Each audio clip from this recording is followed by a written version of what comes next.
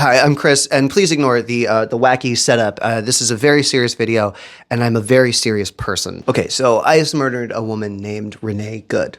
Literally killed a woman named Good. You know how like in multiverse stories, there's always like a cowboy universe and like a ancient Egypt universe. We live in the satire universe. It's like, who's writing this timeline? Someone with a heavy hand. Anyway, yeah, ICE has murdered a woman named Renee Good. Get out of the fucking car. No! Get out of the car.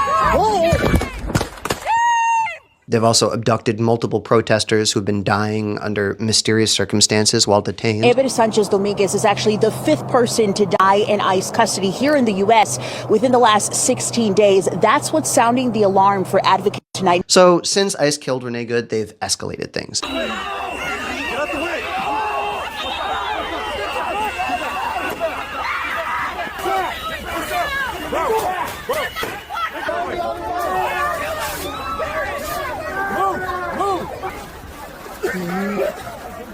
Minnesota's peaceful.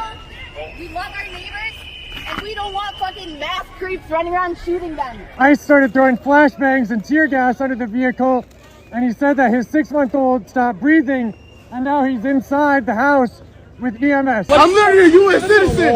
I'm literally a U.S. citizen. This guy right here, they let him out of the vehicle. They tortured him. You okay, man? No, I'm not okay. Bro, it's... Shit's crazy. My man's bleeding. Bleeding. They slammed me on the ground. And protesters have responded in kind. ICE thought they could fuck with Minneapolis, all 3 of their cars. Oh, don't fuck with Fuck ICE.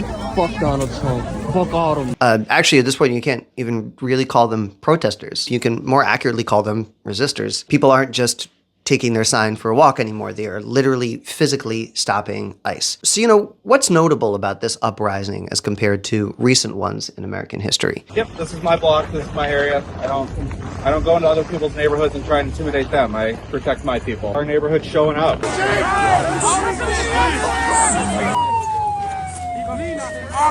Jay, you thought it was a good idea. Won't no ICE agent ever run up on me. I guarantee you they won't. I'll put a hole in their chest the size of a window. Fuck around and find out. Yes, even the Panthers are back in the national conversation. You know, I just feel like the powers that be seem to forget that it isn't just the right-wing wonks who have guns and believe in the Second Amendment. The whole don't tread on me thing goes both ways. Anyway, not too long ago, Charlie Kirk was shot in front of the world.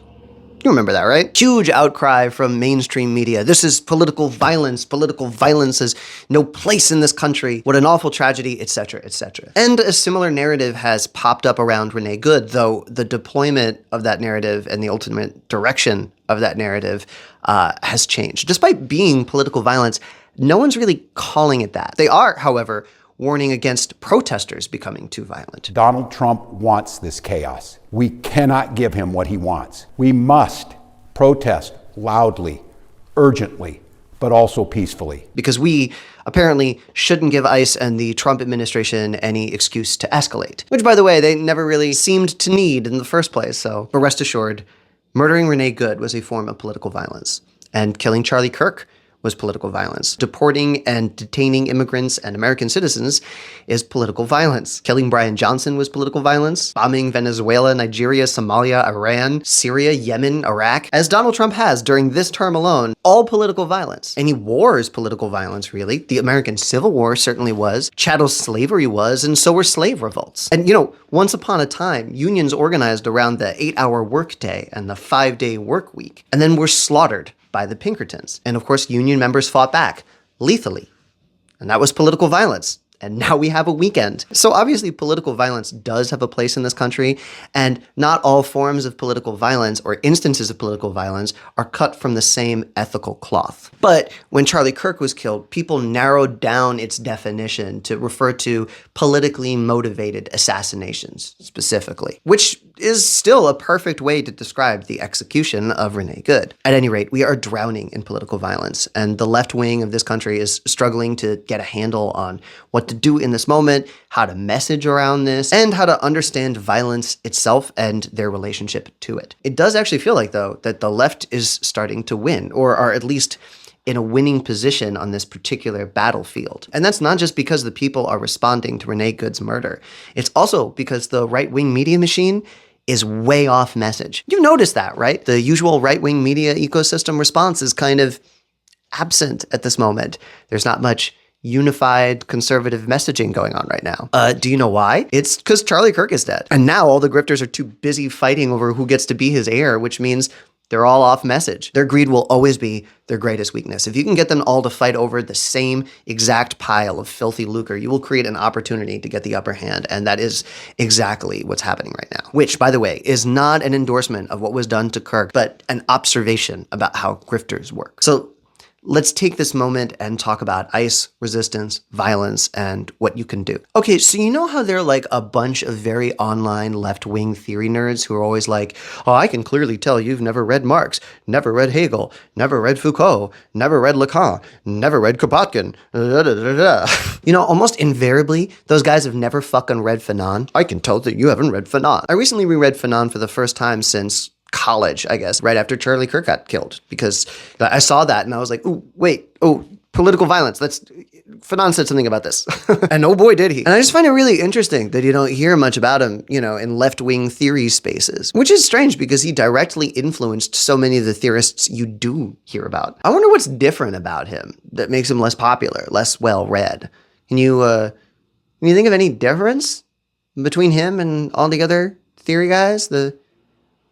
I certainly can't. It's ironic, too, because Fanon is someone who predicted the failure of identity politics without material analysis. And I'd be willing to bet that it's the anti-woke left that are particularly allergic to reading him. He also provides an answer to resolve the tension between materialists and culture warriors instead of just, you know, ping-ponging back and forth between one position or another and getting nowhere. But I digress. Right now, we're not talking about that. We're talking about what he said specifically about political violence, which was so prescient and impactful that his writings were a core inspiration to both Che Guevara and the Iranian Revolution. So, you know, just might be worth knowing about. To be clear, nothing in this video will be an endorsement of anything illegal.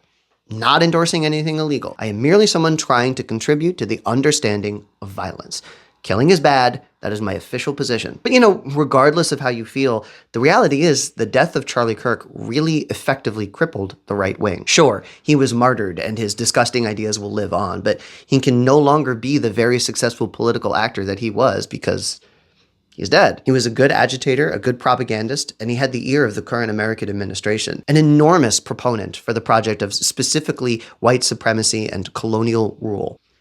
No longer. And now, since there's no heir apparent, the right is really struggling to find someone nearly as effective as him. Again, they're off message. So what Fanon said in relation to political violence, like the Kirk shooting, was to first lay out a pretty basic claim that systemic oppression is fundamentally violent even during peacetime, which is certainly not news to anyone. That's not the interesting thing. But he did go on to say, however, that colonialism is violence in its natural state, and therefore it will only yield when confronted with greater violence. So anti-colonial violence is a form of political violence that restores agency to oppressed people.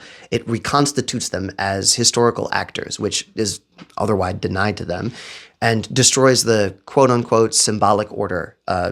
In other words, just the myth of the invulnerability of the status quo. And his definition of colonialism, by the way, was a system that enforced territorial occupation, economic extraction, dehumanization, racial hierarchy, and a permanent form of violence. So ICE for sure counts. Crucially, he wasn't saying that violence was this morally good thing that we should all do in opposition to oppression, and he certainly wasn't saying that it was like endlessly productive either. It's not a permanent political solution for him. He was saying that it's more like a historical force, a fact of history, and specifically that colonization and oppression creates conditions wherein violence becomes legible. It is a violent state that never yields, even when you assimilate and submit. So you gotta clap back. But he is very careful to emphasize that violence isn't always morally right. It isn't the essence of revolution. It doesn't guarantee liberation, and it should never replace ethics or politics. Therefore, it was his view that any and all violent resistance must be politically organized and must never persist after liberation. He was deeply against revolutionaries that simply replaced their rulers rather than invent a new system. Deeply critical of leaders that used revolutionary legitimacy to rule indefinitely. Obviously, I'm speculating, but he probably would have been against the killing of Charlie Kirk. Not because it would have made him very sad or because he thought he was doing politics the right way, but because that wasn't a politically organized thing. It was vigilante justice. That's different. However, the American people organizing resistance and carrying firearms in self-defense as their legal right, using whatever force necessary to ensure their own safety and the safety of their neighbors, yeah, I think he'd definitely be down with that. It's also about who gets to define violence, right? The word violence has a negative connotation, which is why when ICE or the cops start murdering people, beating people, shooting people, brutalizing people, they always call it necessary force. Necessary suppression techniques, enforcing order, acting in self-defense. Of course, it's none of those things. It's colonial oppressive violence. They just don't want any negative association with their actions, so they don't call it that. But when unarmed protesters get rowdy, well, that's violence. Man, violent protest. That's got to be dealt with. Their violence is legal and acceptable to the point where you can't even call it violence, and our violence is criminalized, even if it's in self-defense. So I think it's important going forward when people talk about organized resistance to literal authoritarianism and fascist dorks. They don't understand the things I say on Twitter. These things are the real necessary force, the real actions of self-defense, the true justice. That language is something that the status quo stole from the people, and it should be taken back and rightfully employed. Use language correctly, Now, as I said, ICE and the Trump administration fit Fanon's definition of colonizer perfectly, even in respect to the enforcement of racial hierarchy. Actually, especially in that respect. However, I think one way in which we can all be considered colonized, all oppressed, regardless of identity, is by big money and its authoritarian politicians and administrations acting as its guard dog. Big money colonizes our attention, our time, our labor, our resources, our joy, our lives. And you can see Fanon's idea about the psychology of colonizers play out in this regard. The billionaires and elites are obsessed with control, paranoid about retribution, they normalize cruelty, they legalize their violence and criminalize ours. They're dependent on domination, not just for material reasons, but for psychological stability, which is not in any way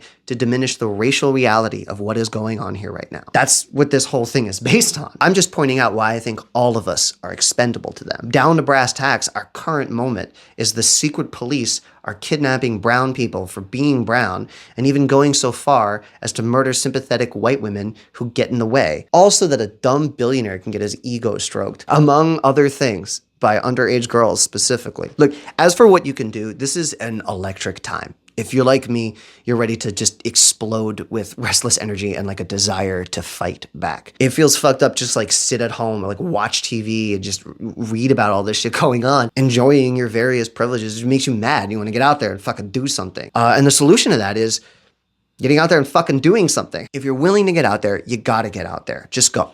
Be safe, but go. Sounds like you don't fit the definition of the, No, and I'm not fucking paid to be here like everybody fucking says. What the fuck is that? I gotta work in the goddamn morning, just like everybody else. I'm just here trying to stand up for community, dude. We're all human beings here. I don't give a shit who you are, where you came from, what color you are. It doesn't fucking matter. This is wrong. If you are a responsible and legal gun owner, exercise your right to arm yourself when you do. If you are not in a position to be in the streets, you donate money, you yell from the rooftops, you give food to those who need it, you figure out what skills you have and how to offer those skills to groups and organizations and people doing good work. Are you a government worker? Do you manage a team? Are you an artist? Can you organize? Can you make medicine? Are you good at building websites? Are you good at marketing? Do you have a military background? Are you familiar with bureaucracy and how to effectively frustrate it? Can you spray paint? It's not a movie. You don't have to be a hero, but you need to leverage something. Anything is better than nothing. And don't be discouraged when you do, because it won't feel like you're doing enough. Because it never feels like you're doing enough, even when you're out there getting your ass kicked. But you do it anyway.